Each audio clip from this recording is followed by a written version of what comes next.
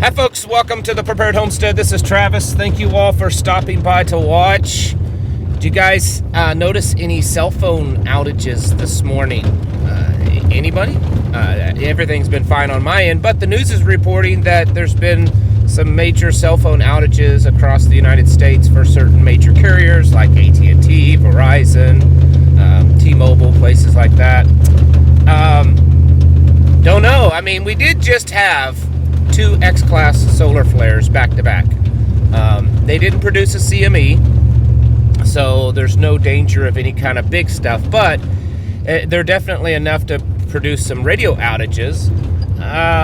There's been a lot of solar activity, so that could be part of it. It could be human error, although that would be strange to have human error over multiple different systems, or it could be some outside source tinkering with the system, trying to knock them down. I don't know yet, and we may never know the truth, but it does bring up a topic that I frequently mention, and I think it's a very important one, is what are you going to do when they do completely go down? What are you going to do when you can't text someone and call someone and watch my video on YouTube or look up how to, can green beans because you don't know how to do it, and now you have to, and you're just going to Google it, and none of that works? Do you have a plan for that? Of what to do when comms go down? And when I say comms, I'm including the internet, because anymore it's all the same. Do you have a plan for that? How to communicate with people in your tribe, how to get the information that you need, how to check on loved ones, how to find out when there's something bad happening. Do you have plans for that? That is one of the most important things that we should be making sure we have contingencies on. In the military, during times of war, communications is one of the most crucial things to keep the fighting going and potentially win the battle. You can have some of the best troops, best equipment, best training, but if you're not able to communicate, well, you're a sitting duck. It doesn't matter. You have to be able to communicate. And it's the same way with us.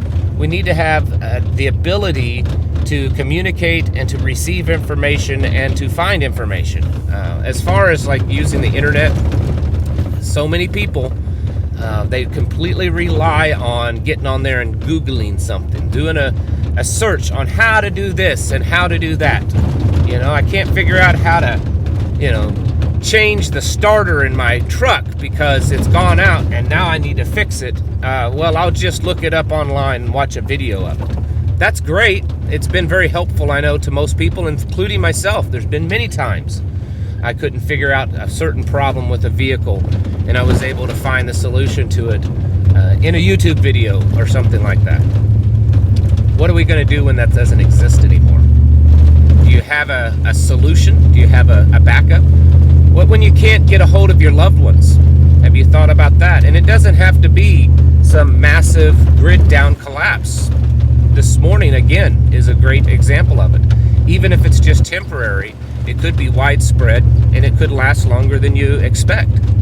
And if there's something bad happening, or you just need to get a hold of someone and you can't, and that's a problem. What if the comms go down, if the phone lines go down and you can't call 911? It doesn't work. That has actually happened periodically where 911 systems go down. It was a year or two ago, I believe, in Nebraska. Nearly the whole state of Nebraska had a 911 outage. This kind of stuff happens. What is your plan for when bad things happen or when you just need to know something and the system that we've all become very dependent upon no longer works? You should probably have a contingency plan for this. Not probably, you definitely should have. This should actually be a very high priority. It should be right up there with food and water. It really should. You should have local communications so that you can communicate with people around you, in your tribe, your community. This is going to be fulfilled usually by the little handheld walkie-talkie radios, not exactly like the one that I have right here, but something like that. That's going to be able to cover most of that. Most of those kind of radios, you can get some that are quite cheap, $20 to $30 for a radio, and you should be able to communicate, 1 to 2 miles up to 5 to 10 miles, depending on the terrain and the radio and the antenna and all that. I mean, there's many variables. You need to be able to get information.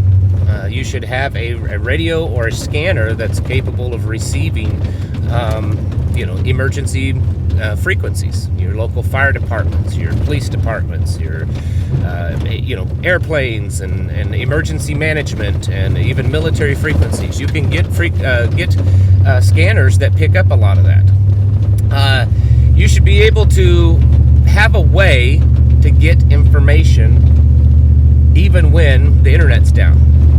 So I've always advocated having hard copy backups to things, and that's usually in the form of books.